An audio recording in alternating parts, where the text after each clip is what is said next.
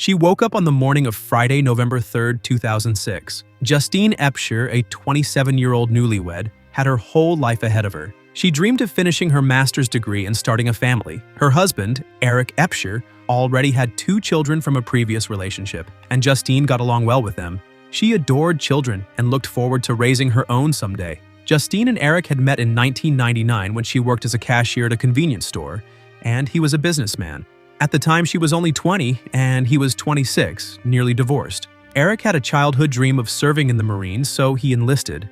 After fulfilling his service, he returned home, and the couple got married. Eric soon started his own freight forwarding business, while Justine took on a job as a kindergarten teacher in Culpeper, Virginia. Their future seemed bright. However, 4 months into their marriage, everything changed. On the morning of November 3rd, Justine left for work as usual, but something was off. Her colleagues immediately noticed that she had been crying. Her swollen eyes were a clear sign. When asked if she was okay, she dismissed their concerns, claiming it was just an allergy. Later that day, Justine attended her evening college class where she was pursuing a master's degree in education. She arrived 30 minutes late and was wearing sunglasses indoors, an unusual sight. When class ended at 7 p.m., she left quickly without speaking to anyone. No one knew it at the time, but that would be the last time they saw her alive. Around 2 a.m., a frantic 911 call was made. There had been a hit and run, and the driver had fled the scene. Police arrived within minutes to find Eric Abshire in the middle of the road, crying uncontrollably. In his arms lay Justine, lifeless, battered, and unresponsive. Eric told the police that Justine had called him at 1:20 a.m. saying her car had broken down and asking him to pick her up. She was about 8 kilometers from home. Without hesitation, he jumped on his motorcycle and sped to the location she had given him. But when he arrived, he found her lying motionless in the road. According to Eric, she was still breathing. He covered her with his jacket and ran desperately through the neighborhood, pounding on doors and begging for help, but no one answered. Finally, an elderly woman spotted him frantically running up and down the street and allowed him to make a 911 call. The call was placed at exactly 1:57 a.m. At first glance, the scene appeared to be a tragic hit and run. However, as the police surveyed the area, inconsistencies in Eric's story became evident. There was no broken glass, no tire marks, no skid marks, no signs of a vehicle stopping suddenly or swerving. Most shockingly, there was barely any blood on Justine's body, her clothes, or the road itself, despite the severity of her injuries. Investigators quickly grew suspicious. They discovered that Justine's car, which was parked nearby, was in perfect working condition. No mechanical or electrical issues were found.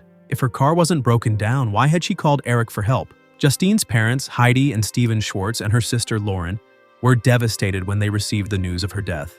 The call came from Eric's brother, and it left them in a state of shock and disbelief. However, their grief soon turned into confusion. They knew Justine well. She had an intense fear of the dark, one so severe that she had sought therapy to overcome it. It made no sense that she would voluntarily stand alone on a deserted road in the middle of the night. Furthermore, her body was found nearly 100 meters away from her car. Her purse, coat, and keys were inside the vehicle. If she had already called Eric for help, why would she leave the safety of her car to stand alone in the freezing, pitch-black night? 2 days after Justine's funeral, everything began to unravel. Her mother, Heidi, walked into a local restaurant, overwhelmed with emotion.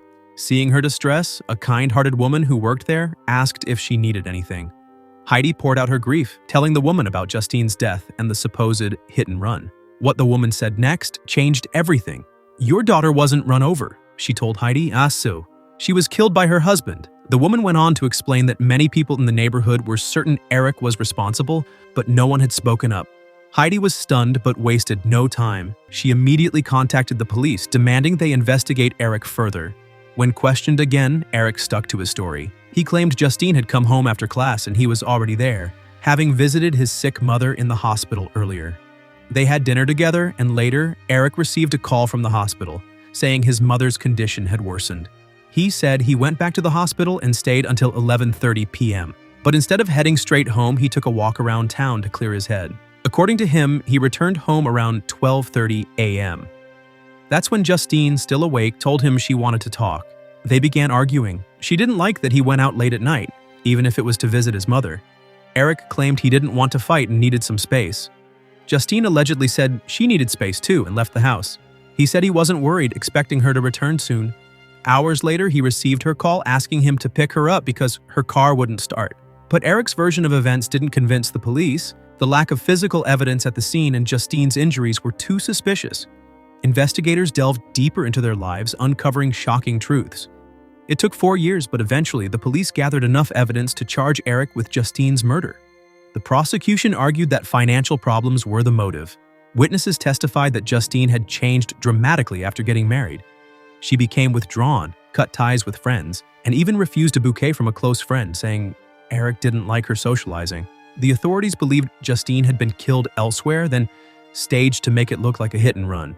They found that Eric stood to gain $1.5 million from her life insurance policy.